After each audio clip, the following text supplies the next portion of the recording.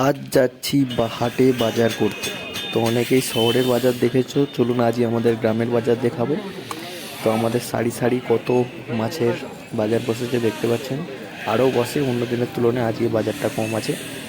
তো এরপর যাবো সবজির বাজারে। আগে মাছের বাজারটা আমরা দেখে নিই। মাছের বাজারটা পুরোটাই ভালো করে দেখাতে পারলাম। এরপর যাওয়া যাক সবজি বাজারের দিকে। তো এখন শীতের সিজন, ফুলকপি আর বাঁধাকপি তো মাস্ট। বাজারে এত ফুলকপি আর বাঁধাকপি আছে, তো আপনারা দেখতে পাবেন না। এবং এটা মল্লহাট বাজার বলা হয়। আমাদের বাজারটা অনেকটাই বড় এবং কত বাজার বসেছে আপনারা দেখতেই পাচ্ছেন। আমি তো একদম সকাল সকাল এসেছি, তাই এখন ভিড়টা কম আছে।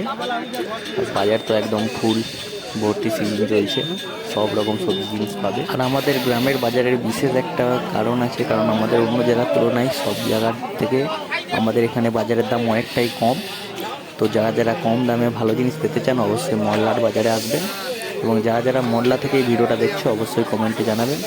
এবং এর পাশে দেখতে পাচ্ছ শুধু আলু ভর্তি। এবার যারা সামনে আছে লঙ্কা, আদা, রসুন। তো বাজারের এদিকটায় দেখতে পাচ্ছ শুধু লঙ্কা, লেবু, আদা, রসুন, টমেটো এই পাশটা ভর্তি। আমাদের ভাগ আছে আলাদা আলাদা সাইড, একদিকে আলু, সবজি, মাছ সব আলাদা আলাদা ভাগ আছে।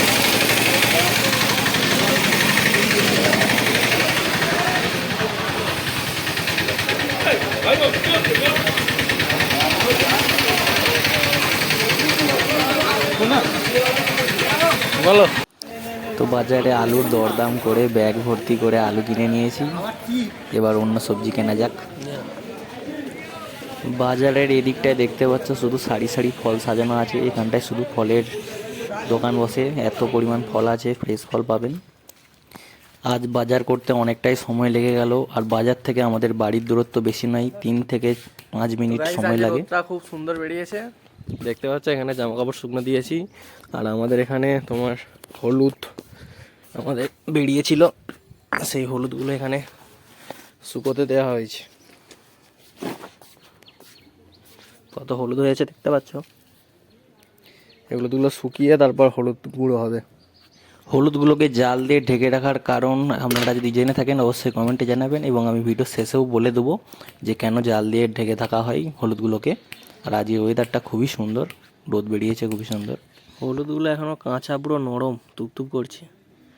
একেবারে পুরো হার্ড শক্ত হবে, তারপর একে ভাঙানো যাবে। দেখতে পাচ্ছ ভেতরে এখনও পুরো একেবারে কাঁচা নরম।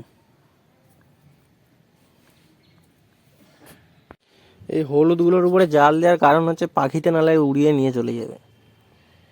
এত হলুদ হয়েছে সব নষ্ট হয়ে যাবে, পাখিতে দাঁতে করে মুখে করে নিয়ে চলে যায়, তাই উপরে জালটা দেওয়া হয়েছে।